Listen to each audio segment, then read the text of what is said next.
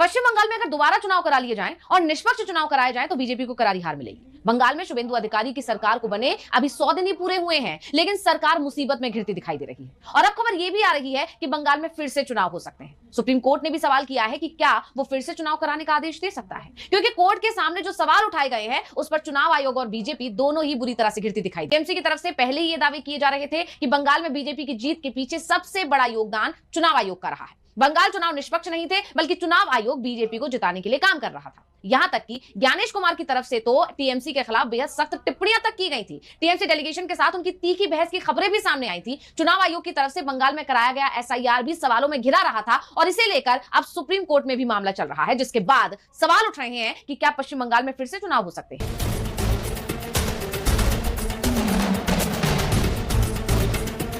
बंगाल में बीजेपी ने जीत हासिल की, उसके बाद टीएमसी को कमजोर करने की साजिश शुरू कर दी, लेकिन लगता है टीएमसी को झटका देने वाली बीजेपी को अब झटके लगने का दौर शुरू हो गया है, क्योंकि अब बीजेपी को एक के बाद एक झटके ही लग रहे हैं। टीएमसी के बागियों ने पहले ही बीजेपी की धड़कनें बढ़ा रखी हैं और अब सुप्रीम कोर्ट के एक सवाल ने सियासत को गरमा दिया है और चर्चा हो रही है कि क्या बंगाल में दोबारा चुनाव होंगे। सुप्रीम कोर्ट के सवाल के बाद कहा यह भी जा रहा है कि ममता बनर्जी चुनाव में धांधली की जो बात कह रही थी, जो दावे कर रही थी, उस पर सुप्रीम कोर्ट ने भी मोहर लगा दी है, जिससे बीजेपी खेमे में बेचैनी बढ़ रही है। चुनाव आयोग की तरफ से की जा रही एसआईआर प्रक्रिया शुरुआत से सवालों में आप जानते हैं। विपक्ष लगातार आरोप लगा रहा है कि इसके सहारे से सिर्फ बीजेपी को फायदा पहुंचाया जा रहा है। सबसे पहले बिहार में यह प्रक्रिया शुरू की गई थी और तब से ही पूरा विपक्ष चुनाव आयोग पर हमलावर है। चुनाव आयोग को बीजेपी के लिए काम करने वाला बताया जा रहा है और यहां तक कि ममता बनर्जी की अगर बात की जाए तो बिहार में जब यह प्रक्रिया शुरू हुई थी तभी से ममता बनर्जी ने यह कहना शुरू कर दिया था कि यह प्रक्रिया असल में बिहार के लिए नहीं बल्कि बंगाल के लिए हो रही है। लगातार विपक्ष की तरफ से इसका विरोध किया जा रहा है।